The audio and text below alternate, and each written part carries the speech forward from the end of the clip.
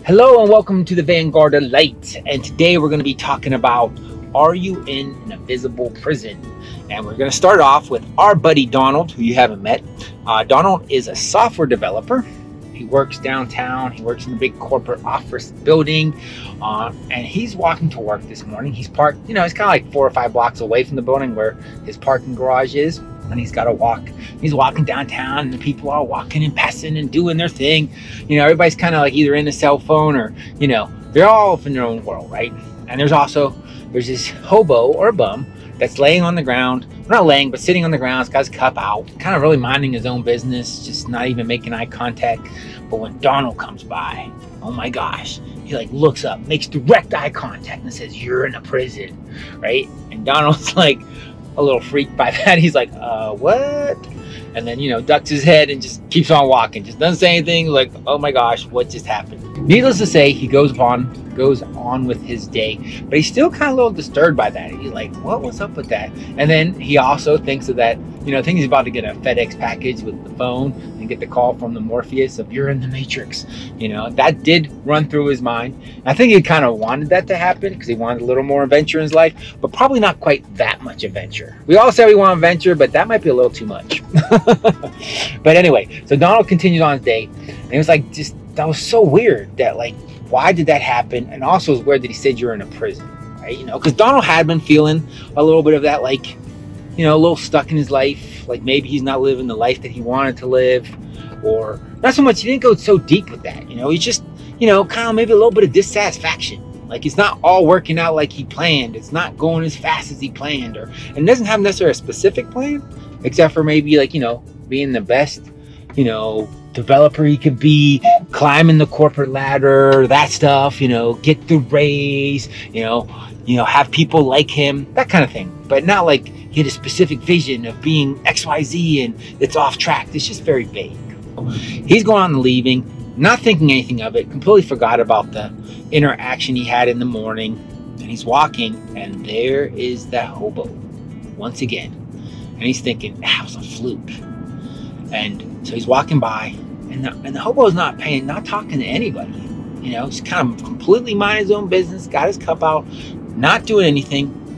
But as soon as Donald comes up again, he stares at him. "You're in a prison. You're still in a prison." And Donald's like, oh crap, ducks his head and just gets out of there. He gets out of there. He goes home. He tries to forget what that whole interaction. He tries to forget that it happened. But he's really disturbed by it because it feels like it's so prophetic. It seems like that. Why was he getting signal out with this? Why was this happening? Why was it happening to him? He's a nice guy. He doesn't bother anybody. Like, where is this coming from? Right? And he has terrible sleep. He doesn't sleep well. He doesn't sleep anything. Like, he's insomnia. He's up. He's bothered. He's like, in the morning, he's all disheveled. How many people have had a disheveled morning from not enough sleep for whatever the reason? Anyway, so he wakes up. He's not, feeling 100%. So he's walking to work thinking, like, is this going to happen again? Is this really going to happen? And he sees that hobo there, and he's like, oh my gosh. And the hobo is not talking to anybody. So he hangs back. He's like kind of a couple blocks away, and he sees, like, I'm going to see if this guy does this to everybody. Is he doing this to everybody? Because I bet he does this to everybody. It has nothing to do with him, right? And the guy, like, is not even paying attention to people. He's not even looking at him. He's not even interacting. He's not even looking up. He's just heads down, kind of off in his own world. So Donald's like, okay, that must have been a fluke. That's fine. It's fine. It's okay. So he's, gonna walk to work. He's walking up to the hobo again, and the hobo looks up, stares him in the face. "You're still in a prison, son." Donald's freaked, but he was like, okay, I'm gonna have to interact here. I gotta find out what's going on. And he's like, "Excuse me, sir. Like, I know you said this yesterday. You said this twice. Like, what do you mean? Like, I'm not in a prison." And the guy's like, "Oh, you're in a prison. You just can't see it. How do you escape the prison you can't see?" Right? The guy's like, Donald's like, okay, a little freaked. It's like kind of like, this is getting weird. But he's like, "What do you mean? What do you mean I'm in a prison? I'm not, like, look, there's no prison," and stuff like that. And he's like, "Well, when you go to work, where do you sit? He's like, I sit in my cubicle. Can you sit any other cubicle? Like, well, no, because there are other people's. He's like, so you have to go to just your cubicle, kind of like a cell. Donald's like, no, it's not like a cell. It's like, you know, that's where I work. I work in that cubicle, you know? He's like, okay, where do you go after you go in that cubicle?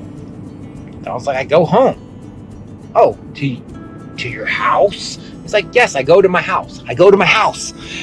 And the hobo is like, well, do you get to choose which house you go to? And Donald's like, what do you mean? He's like, well, you go to just one house, right? He's like, yeah, I just go to my house. You can't go to a different house? You only can go to one? It's like, well, no, of course I can't go to someone else's house, just my house. Oh, so you go to your assigned house.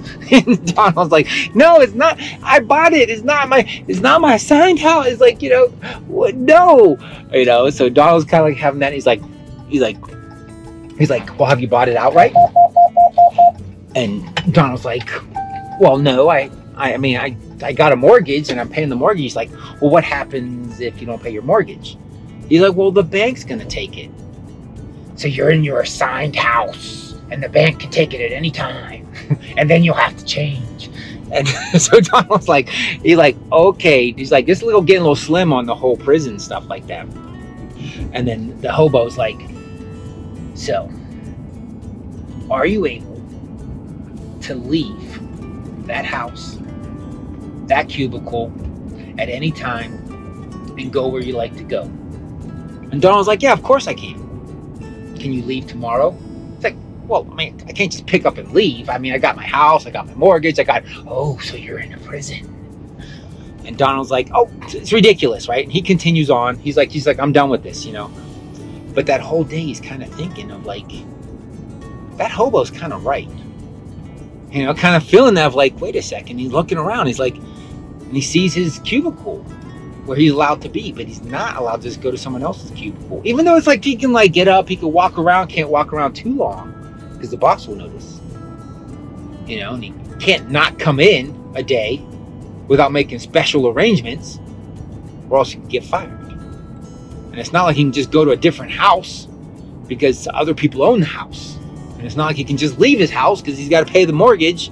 So he's kind of starting to feel that, like feel the weight of like, hey, wait a second, maybe he's not quite as free as he thought he was. Like maybe, you know, it's like he's like, this is kind of strange a little bit, you know. But he's like, that's okay.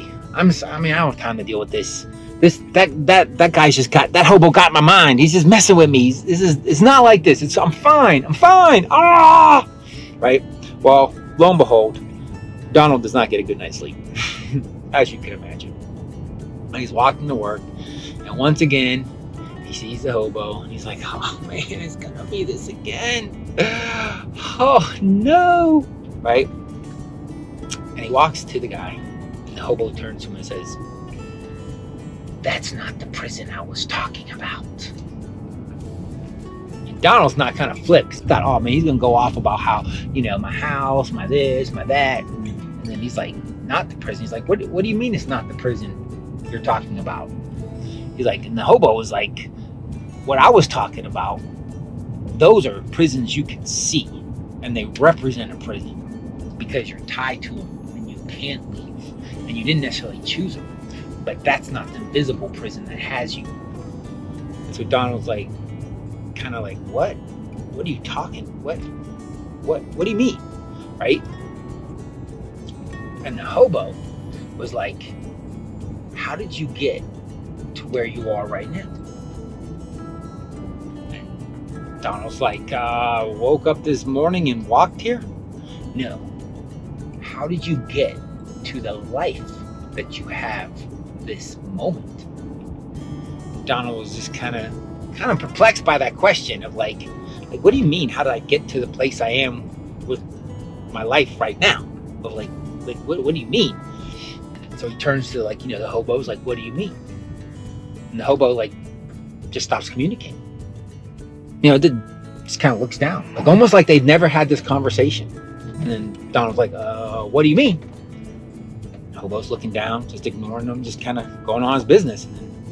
So Donald's like, okay, this is weird, and just continues on, right? Just continues on, goes through the day, leaves that day, Hobo's not there, right? He's like, okay. And then goes to bed, a little restless night, a little not restless night, right?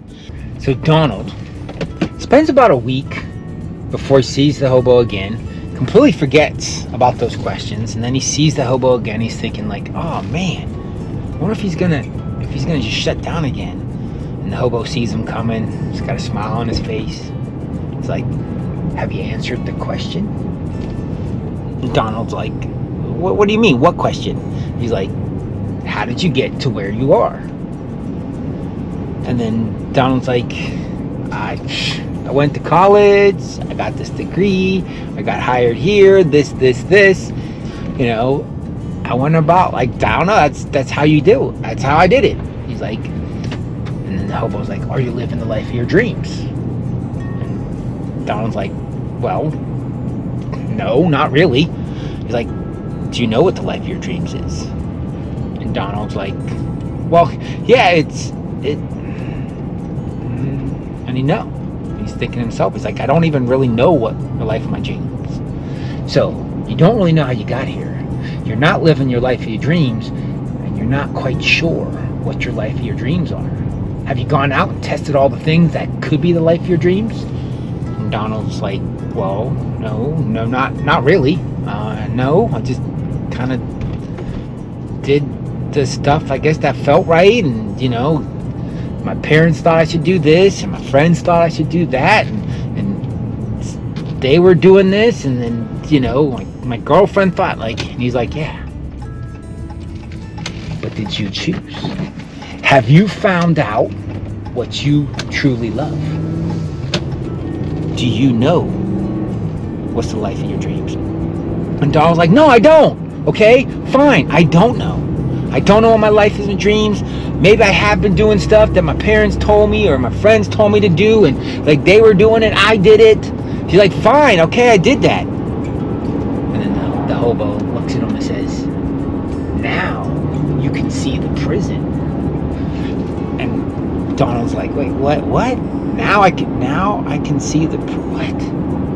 He's like, what's all, like, what is all this? Like, why do you harass me? I mean, look at you. You're in a prison. You're just sitting there on the sidewalk, can't do anything. You know, you're just there every day and just begging for money. And why are you beating me up about my life and my dreams and this and that? And the hobo looks at him and says, I'm here because I care. And Donald's like, what are you talking about? You're there because you're stuck.